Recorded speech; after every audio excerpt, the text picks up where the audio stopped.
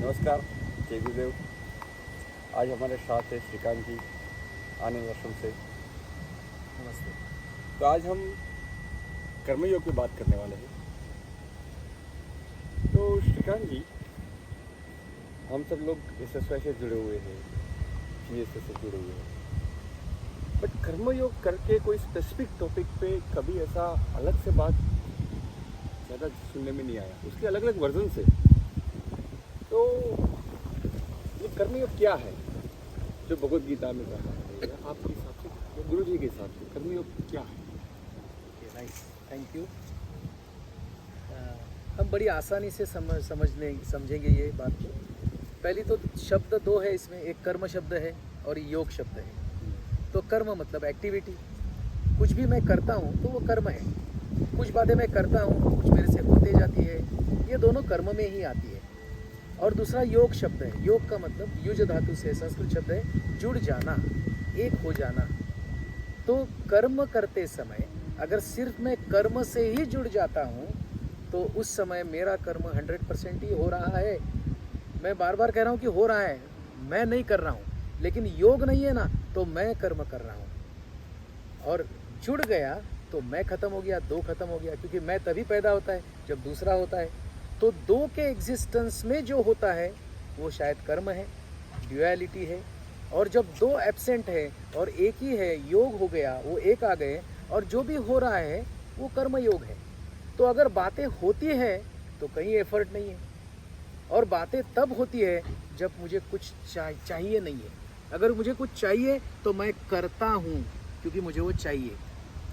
तो मुझे कुछ नहीं चाहिए, शायद भगवान श्री कृष्ण यही कह रहे हैं कि कर्म पर आपका पूरा अधिकार है, आप जो चाहे कर्म कर सकते हो।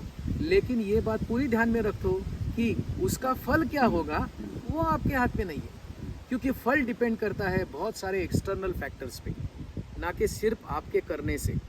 तो you do whatever you want to do, you like to do, लेकिन ये ध्यान में रखो कि इससे रिजल्ट क्या आएगा वो आपको पता नहीं है, या you don't have a right over that. क्या मैं अपने पर्सनल इंटरेस्ट के लिए जो भी कर्म कर रहा हूँ, जैसे ऑफिस का काम कर रहा हूँ, फैक्ट्री चला रहा हूँ, खेती कर रहा हूँ, या घर का काम कर रहा हूँ, यदि मैं दिल से कर रहा हूँ, 100% कर रहा हूँ, तो क्या ये भी कर्मयोग है? ये डिपेंड करता है कि आप किस एहसास से ये कर रहे हो। सीधी बात है, अगर मुझे ऑफिस में काम करके बहुत पैसा कमाना है तो मैंने ऑलरेडी डिसाइड किया है कि इस कर्म का फल पैसा होना चाहिए, तो मैं आज ही फल के बारे में सोचने लगा, जिस पर एक्चुअली मेरा कंट्रोल नहीं है। और हमारे डे टू डे एक्सपीरियंस है सभी का कि मैं कुछ करता हूँ कि कुछ चाहत से, तो वैसे के वैसे होता है, ये एक अनुभव आता है। मैं कुछ करता हूँ लेकिन वैसा नहीं होता है, ये दूसरा अनुभव आता है। और तीसरा अनुभव है, मैं कुछ करता हूँ किस हेतु की वजह से और ही कुछ हो जाता है जो ना मैंने सोचा था, जो मेरी सोच के अपोजिट ही नहीं था। Third thing happens. तो मेरे कर्म के तीन ही रिजल्ट आते हैं कि मेरे को चाहिए वैसा, मेरे को चाहिए वैसा नहीं, और तीसरा और ही कुछ। तो ये तीनों पर भी अगर मेरा कंट्रोल नहीं है तो why should I waste my energy by thinking about the fruit of the action. फिर भी जब कोई भी कर्म शुरू करते हैं तो कर्म फल को तो सोचना ही पड़ता है, तभी तो दिशा नक्की होगी। दिशा के लिए भी सही आपको किस direction में जाना है, तो फल का कुछ तो गोल होगा, तभी तो आप एक यूनिक डायरेक्शन में जा पाएंगे। Yes, तब नहीं जाएंगे। yes, तो great. फल का सोचना तो जरूरी है। हाँ, तो बट उसके साथ पकड़ के नहीं रखना है, बट सोचना तो जरूरी है। Correct. It is like planning. जब मैं प्लानिंग कर रहा हूँ ना, तो मैं फल का भी सोचूंगा और कर्म का भी सोचूंगा।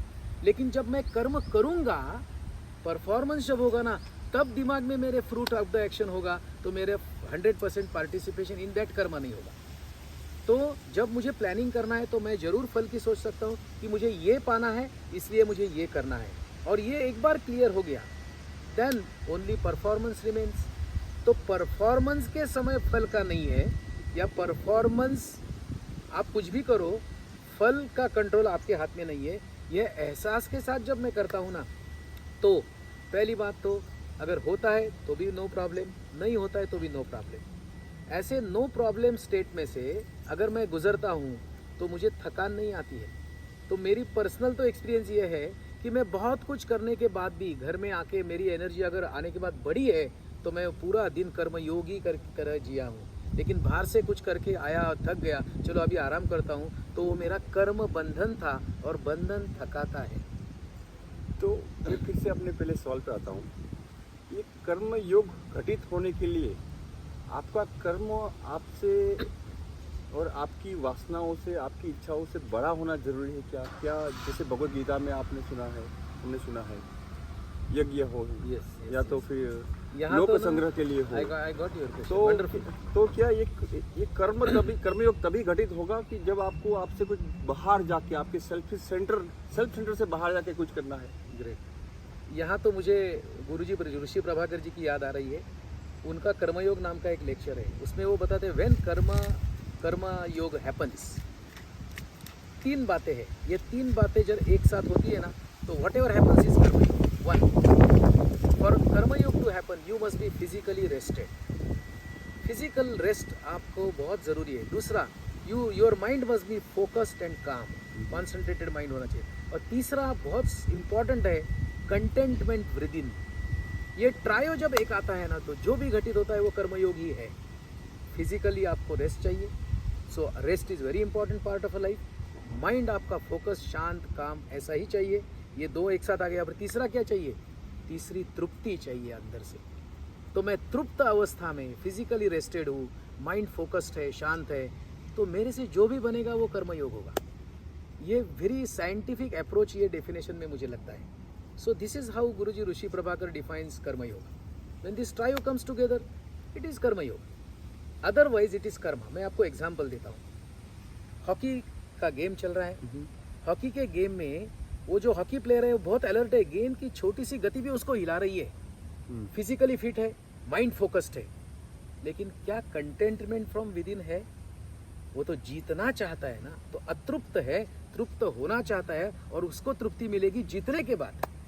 तो वो कर्मयोग नहीं है। फिजिकल फिटनेस है, मेंटल काम, फोकस्ड, एकदम कॉन्सेंट्रेटेड है, लेकिन तृप्ति नहीं है, अतृप्ति से कर्म किया जा रहा है, देन दैट इज नॉट कर्मयोग। सो सिर्फ 2 से कर्मयोग नहीं होता है, ये 3 एक साथ आते हैं तो ही कर्मयोग होता है।